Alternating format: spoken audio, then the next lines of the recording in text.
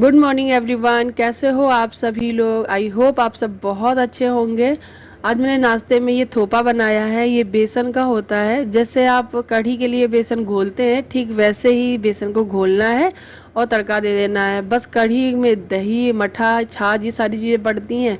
इसमें सिर्फ और सिर्फ पानी रहता है और हल्दी, नमक, मिर्ची, हींग ये सब रहता है। और बस को बढ़िया सा राई से, हरी मिर्च, करी लीफ से, पत्ते से आप इसे तड़का दीजिएगा और उसके बाद इसको डाल के खूब पकाइएगा। जब बेसन खूब गाढ़ा होने लगेगा तब आपको एक प्लेट को ग्रीस करके, घी, तेल से, किसी भी चीज़ से आप ग्रीस कर लीजिए और उसके बाद उसमें ये बैटर डाल दीजिएगा और 15-20 मिनट के लिए छोड़ दीजिएगा। ठंडा होने के बाद ये इस तरीके के पीसेस निकल आएंगे।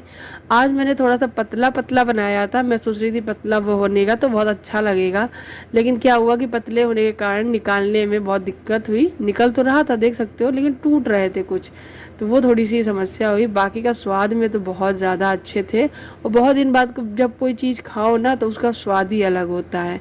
तो ये बन गए हमारे थोपे। ये चाय नाश्ते के साथ में बहुत अच्छे लगेंगे। सुबह सुबह हम सभी लोग यही खा लेंगे। उसके बाद मेरे हस्बैंड स्कूल चले जाएंगे और आध्या को भी मैं स्कूल भेज दूंगी। अब बच्चे घर में हम दो लोग, मैं और मेरा बेटा दक्ष। तो बस सबके जाने के बाद मैं अपने बाल वाल खींचती हूँ, वो भी बाहर आकर, क्योंकि अंदर ना मेरे बाल आजकल बहुत टूट रहे हैं। आप लोग बताना, क्या आप लोगों के भी बाल ऐसे ही टूट रहे हैं? पता नहीं क्यों पूरे घर में वाइट फर्श पे ब्लैक ब्लैक बाल ही दिखते रहते हैं। देखकर ही बहुत गुस्सा आता है, लेकिन क्या कर सकते हैं। तो मैं यहाँ बाहर बाल खींच के और कोम करके भी अंदर जाके चोटी कर लेती हूँ। घर थोड़ा अस्त व्यस्त है, सुबह के टाइम पे यही हाल रहता है। और ये बोरी जो है इसमें वायर है। मेरे मकान में, जो मेरा मकान घर बन रहा है ना वहाँ पर, नया वाला, वहाँ पे जो इलेक्ट्रिसिटी का काम चल रहा है ना, उसमें नीचे वाले में वायरिंग पूरी हो चुकी है, तो कुछ तार बच गया है, वो लेकर आ गए हैं। जब ऊपर वाले फ्लोर में काम होगा तब ये फिर चला जाएगा। तो वही मैं यहाँ उठा कर रख रही हूँ। जगह तो इतनी ही है, आप देख सकते हो, बस इतनी जगह में ही सब चीज़ें रखनी है। कोई अलमारी नहीं है, तो सब चीज़ें ऐसे ही ओपन ही रहती हैं। आप देख सकते हो कुछ सामान हमारे ऊपर ऐसे ही रखे हैं। ये सारे नए सामान हैं और हमारे नए घर में, नए घर की किचन में बहुत अच्छे से ये ऑर्गेनाइज़ किए जाएंगे। मैं आगे आपको सब कुछ शेयर करूँगी। फ़िलहाल अभी सब बॉक्स में बंद करके रखे हुए हैं। धीरे धीरे आप लोगों के साथ में सारे राज ओपन हो जाएंगे कि इन डब्बों में है क्या। बहुत प्यारी प्यारी चीज़ें हैं, मैं बहुत ज़्यादा आप लोगों के साथ शेयर करूँगी। यहाँ पे कुछ पार्सल रखे थे जो मुझे रिटर्न करने थे, तो कुरियर वाले भैया जब आएंगे तो वापस ले जाएंगे। बाकी ये बुक्स हैं आध्या के स्कूल की और आध्या के पिछले वाले स्कूल की, मिक्स हो गई हैं, जिनको मैं ठीक करके अलग कर रही हूँ। जो आध्या के पिछले वाले स्कूल की जो LKG UKG की बुक्स हैं उनको मैंने अलग किया है।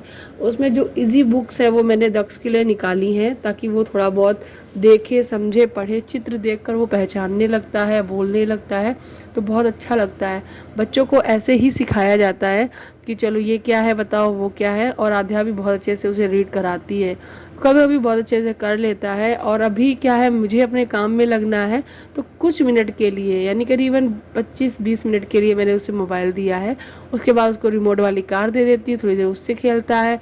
कभी मैं उसको एनिमल्स वाली बुक्स दे देती हूँ, तो उसको पहचान पहचान के पढ़ता है। बस हाँ, थोड़ा सा मुझे परेशान करता है, मुझसे बोलता है मम्मी ये क्या है, मम्मी वो क्या है। बस इतनी थोड़ी मेहनत करनी पड़ती है। अगर आपके यहाँ तो छोटा बच्चा है तो आपको मेहनत तो करनी पड़ेगी।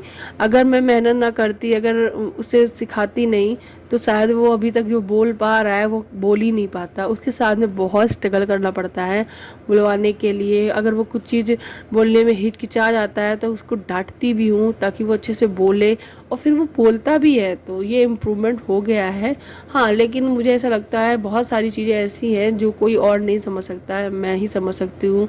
मतलब मेरे हस्बैंड समझ सकते हैं, मेरी बेटी समझ सकती है, क्योंकि हम ही लोगों के साथ रहता है तो उसकी भाषा को समझना थोड़ा सा डिफ़िकल्ट हो जाता है।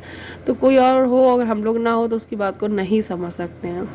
यहाँ पे मैंने सारी बुक्स अलग करके लगा दी हैं और आध्या की बुक्स अलग कर दी हैं। ये रेन कोट था मेरे हस्बैंड का, इसको भी इसमें पैक करके टांग दिया है कि जब भी बारिश होगी सुबह तो ये पहन के जाएंगे। क्योंकि अभी क्या है कि बारिश का मौसम ही चल रहा है। तो अब बेडशीट है ये ठीक कर दे रही हूँ। सुबह हालत देखो बेडशीट की क्या हो गई थी। एक्चुअली कल रात को ही हालत हो गई थी। अच्छा, कुछ काम अगर घर में रात में ही निपटा के सो जाऊँ ना तो बहुत आराम रहता है, लेकिन रात के टाइम में मैं इतना ज़्यादा थक जाती हूँ कि मेरी हिम्मत ही नहीं होती कि मैं करूँ। कारण सिर्फ इतना है कि गर्मी बहुत हो रही है, और यहाँ पर इस वाले रूम में भी गर्मी है, उस वाले रूम में भी गर्मी है। अरे ऊपर वाला पूरा फ्लोर ही गर्म है, बहुत गर्मी है। किचन में तो हालत ख़राब हो जाती है। फिर मैं आ गई हूँ किचन में, सुबह चाय नाश्ता के जो बर्तन है वो धुल ले।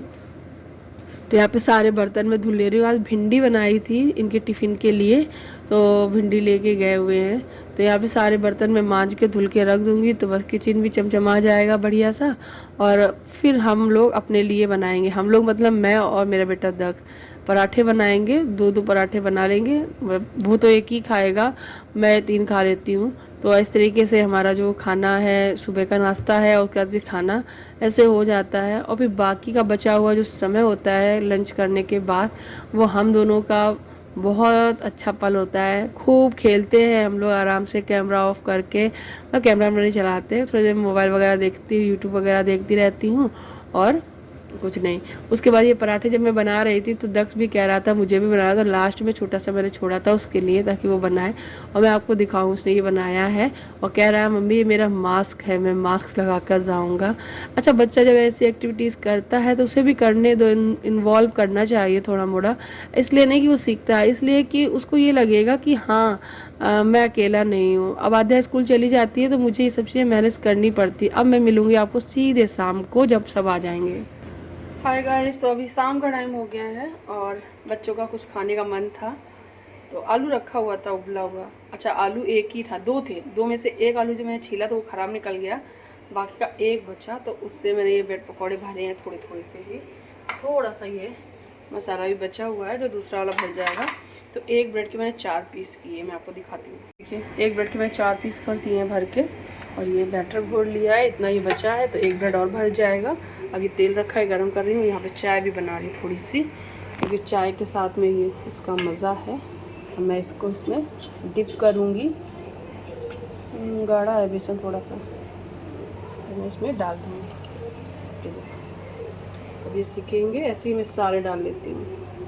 सो गाइस, ब्रेड पकौड़े जो 4 जो दिख रहे हैं, ये 4 ज़रूर है, लेकिन इसमें से सिर्फ एक आध्या ने खाया था, एक दक्ष ने खाया था, और एक मैंने खा लिया था चाय के साथ में, एक मेरे हस्बैंड ने खा लिया था।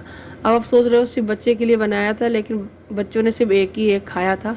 थोड़ा बड़ा ही है, छोटा नहीं है, दिख रहा है आपको, हैवी भी हो जाता है, तो बस चाय के साथ में लेना था, क्योंकि रात को तो खाना ही बना के खाना है। ये करौंदे की चटनी जो कि मैंने आज बनाई है, कैसे बनाई है मैं आप लोगों के साथ शेयर करूँगी कि ये करौंदे की चटनी कैसे बन के तैयार हुई है। इस करौंदे की रेसिपी, जो सब्जी चटनी की रेसिपी है, वो मैं अभी शेयर करूँगी आप लोगों के साथ में। एक्चुअली क्या हुआ था कि मैं सबसे पहले करौंदे की चटनी बनाई थी, उसके बाद में ये पकौड़े वगैरह बनाए थे। तो अभी शाम का टाइम तो है ही, करीबन 6:30 करीबन बज रहे थे, तो मैं नीचे ले गई थी थोड़ी देर बच्चों को, और वहाँ नीचे घुमा के लाई, फिर ऊपर आ गई। तो इन दोनों ने अपनी साइकिल्स निकाल ली हैं। दक्ष की साइकिल ऑलमोस्ट टूट ही गई है, तो अब क्या है, यही सब छोड़ जाऊंगी मैं। सब वहाँ पे दक्ष के लिए एक नई साइकिल ले दूंगी। आद्या के पास ऑलरेडी एक नई साइकिल है, दक्ष के लिए लेनी पड़ेगी। एक्चुअली क्या, हम लोग जब नीचे ही रहेंगे तो नीचे वहाँ पे बहुत बड़ा ग्राउंड, नीचे सड़क है, रोड है, तो चलाने में इनको आसानी होगी। चलिए मैं आप लोगों के साथ में शेयर करती हूँ आज करौंदे की चटनी कि मैंने कैसे बनाई थी। तो ये देखो, धनिया है, हरी मिर्ची है, करौंदे हैं, और इसमें नमक डाल दिया है, थोड़ा सा हींग और ज़ीरा डाल दिया है, और इसको पीस लिया है। इतना पीस जाने के बाद इसमें 2 चम्मच या 3 चम्मच दही डाल देंगे, और उसके बाद फिर पीस देंगे। तो ये इस तरीके का बना है। अब इसमें दही डाल के और पीस लेंगे। और आज रात को डिनर में मैंने बनाए थे आलू के पराठे बनाने जा रही थी, क्योंकि सब्जी कुछ थी नहीं, इसलिए। तो इन्होंने बोला कि मैं तो खाऊंगा नहीं आलू के पराठे, क्योंकि सुबह शाम को मैंने ब्रेड पकौड़े खा लिए थे इसलिए, और मैंने आलू उसी टाइम ही उबाल लिए थे। तो ये बोल रहे थे, तो मैंने बोला इनसे कि चले कोई बात नहीं, आज मैं आपके मनपसंद के बिना तेल वाले आलू के कुलचे टाइप के बनाती हूँ। तो ये देखिए, मैं आलू कुलचा टाइप का बना रही हूँ, मतलब तंदूरी पराठा बोल सकते हैं, तंदूरी आलू का पराठा। मेरे हस्बैंड के स्वाद आ रहे हैं भैया, स्वाद का पूरा मज़ा लिया जा रहा है। एक्चुअली वो नहीं खाते ज़्यादा ऑयली चीज़ें, ज़्यादा वैसी, मैं तब भी खा लेती हूँ। तो मैं उनके लिए फिर ये बना रही हूँ। उसके बाद को थोड़ा सा रह ही जाता है तवे में, तो मैं थोड़ा सा गैस पे रख के इस तरीके से सेक लूँगी, और उसके बाद इसमें देसी घी लगाकर और करौंदे की चटनी और प्याज के साथ में इनको सर्व करूँगी। एकदम मस्त लग रहा था खाने में। बहुत स्वादिष्ट थे। फिर एक-एक गरम-गरम मैंने इनको खिलाया, बच्चों को खिलाया, फिर मैंने अपने लिए बनाए। अच्छा आजकल ना एक चीज़ बहुत मिस कर रही हूँ मैं, जैसे कि अब तो इनका प्लास्टर चढ़ा हुआ है, वरना क्या होता कि आलू का पराठा वगैरह जब बनाऊँ ना, तो जब मैं इनको खिला देती हूँ तो मेरे लिए ये आलू के पराठे ज़रूर सेकते हैं। ज़रूर से ज़रूर, मतलब मुझे भी वो गरम-गरम खिलाते हैं बनाकर। सच बता रही हूँ, आज वो सारी चीज़ें बहुत मिस कर रही हूँ। और मैंने आप लोगों को एक चीज़ तो बताई नहीं, वो मैं कल की वीडियो में या परसों की वीडियो में बताऊंगी आप लोगों को, इंतज़ार करना। तो बस हस्बैंड का हाथ ठीक हो जाए, फिर तो सब कुछ सही हो जाएगा। अभी तो क्या है, वो उनको खुद दया लगती है, तरस आता है कि प्रियंका तुमको बहुत कुछ करना पड़ रहा है, क्योंकि उनका भी करना पड़ रहा है ना, इसलिए उनको दर्द होता है। ऐसा कुछ नहीं है, मैं नहीं करूँगी तो कौन करेगा। उनको ये लगता है कि मुझे नहाने जाऊँ तो मेरे कपड़े उतरवाना, फिर पहनाना, पट्टी में पॉलीथीन बंधवा कर नहलाना, और उसके बाद छोटे मोटे जो काम दक्ष के मेरे हस्बैंड कर लेते थे आध्या के, वो सारे मुझे मैनेज करना। तो उनको ये लगता है कि ये बहुत परेशान हो रही है, बट ऐसा नहीं है। इन्हीं वक्तों पे ही एक अर्धांगिनी काम आती है। तो बस इसी उम्मीद के साथ में मैं सारा टाइम लगी रहती हूँ। और मेरे व्लॉग जो हैं वो ऐसे ही आते हैं, आधे बनाए आधे नहीं बनाए। धीरे धीरे समय के साथ में सब रेगुलर हो जाएगा। तब तक के लिए खूब सारा प्यार दीजिएगा, और मिलती हूँ नेक्स्ट वीडियो में। तब तक के लिए bye bye, take care, thank you for watching.